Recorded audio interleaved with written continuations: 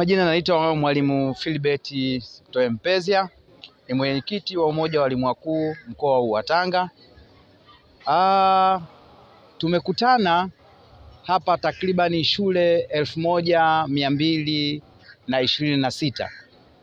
Lengo letu ni kufanya tathmini ya ukuaji wa elimu mkoa wetu wa Tanga, kutafuta changamoto, lakini baada ya kupata changamoto zinazotukabili, kinachofuata sasa ni kutafuta suluhisho. Lengo letu kubwa ni kwamba si kufaulu tu, bali kutafuta ubora wa ufaulu huu. Kwa hiyo tukaona watu sahihi ambao wanaweza kainua kiwango cha elimu na ubora wa elimu, basi ni wakuu wa shule za msingi.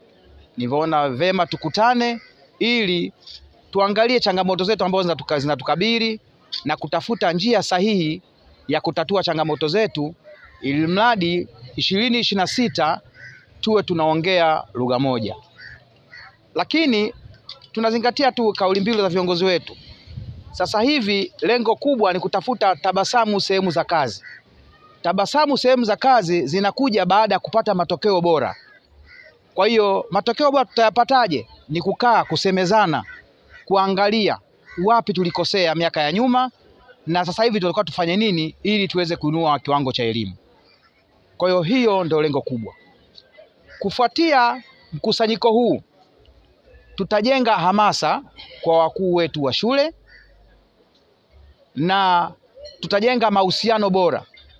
Lakini baada ya kazi nzima iliyofanyika mwaka mzima 2025, ni lazima walimu tukutane, tubadilishane mawazo na ikiwezekana tupate exposure ambazo inaweza kutusaidia kufanya baadhi ya vitu fulani kwa lengo zima la kuinua kiwango cha elimu. Lakini swala zima la kukutana walimu tofauti, tunabadilishana uwezo na kulingana na jiografia zetu.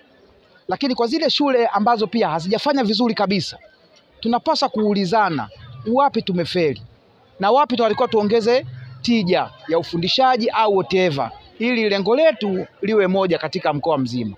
Baada ya kikao hiki sasa, tutakuwa tunaimba wimbo mmoja na maazimio yote ya kikao tutaenda kuyafanyia kazi.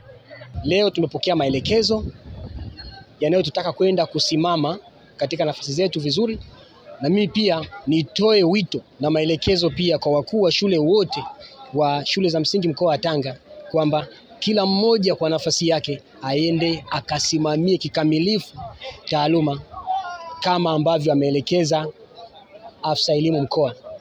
Sambamba na hilo, tunawaomba pia wakuu wa shule, niseme na waelekeza pia, kwenda kudumisha ushirikiano wao na wazazi, kwani wazazi ndio nyenzo kuu itakayotusababisha sisi kuweza kufikia malengo, hasa kwenye lengo lile la wao kuhitajika kutusaidia kuwawezesha watoto kupata mahitaji ya msingi. Pengine kwa wazazi nako sasa, kile ambacho tunaamini kwamba bila wazazi hamwezi mkawa na mafanikio mazuri kweli.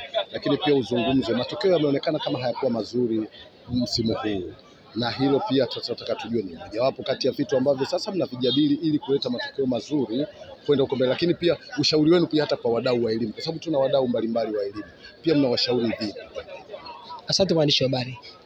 Kama ulivyosema, mwaka huu matokeo hayakuwa mazuri sana kwa mkoa wa Tanga. Mwaka jana tulikuwa na ufaulu wa 77%, ila mwaka huu tumeshuka kwa 6.9%, kwa maana kwamba ufaulu umeshuka.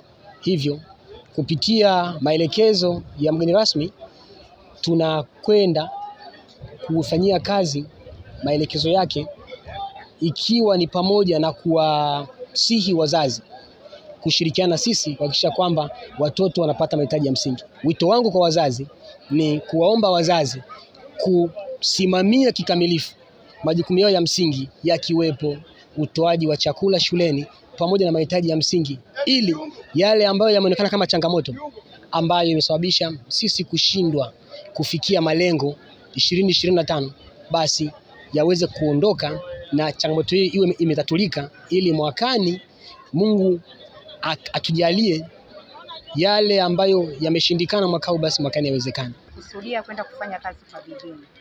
nia na madhumuni ni kupatisha ufaulu.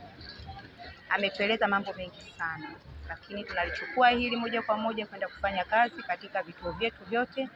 Naamini mwaka 2026 matokeo yatakuwa ni mazuri kwa uwezo wa Mungu. Pengine ni kipi ambacho pia mnakiomba sasa kwa upande wa wazazi? Kwa kweli kwa upande wa wazazi tunawaomba tushirikiane nao bega kwa bega, hususani pale ambapo wao wanapopenda kuwatumia watoto bila idhini ya walimu.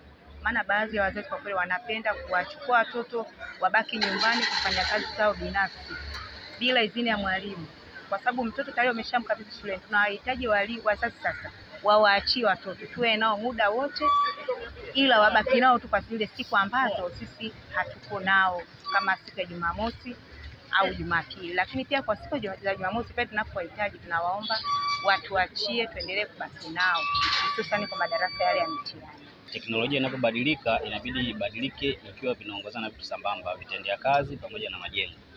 Tunamshukuru mama kwa kweli kwa tunaona ameboresha na amejenga shule maeneo mengi sana na shule za kisasa zenye miundombinu mingi kwa kuwezesha wanafunzi, lakini kwa watumishi kama walimu pia nafikiri wangekuwa wanaangaliwa vitendea kazi, hasa kwa mfano tunapozungumzia mwalimu wa takwimu. Mwalimu wa takwimu bila kifaa kinachoitwa kama kompyuta hawezi kufanya kazi yake kwa ufanisi, kwa sababu simu, nadhani kila mmoja ananunua simu kutokana na uwezo wake, lakini ikiwa zinapatikana kompyuta rasmi kwamba hizi ni kwa ajili ya taasisi tu, kila taasisi ipewe kompyuta yenye uwezo fulani kutokana na mazingira, kwa sababu hizo takwimu pia zinahitaji mtandao.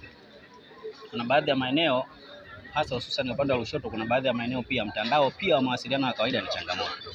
Kwa hiyo watakapoweza kuleta vifaa vyenye uwezo wa kusapoti mtandao wa kitakwimu zaidi, itakuwa bora zaidi kuliko mawasiliano ya kawaida.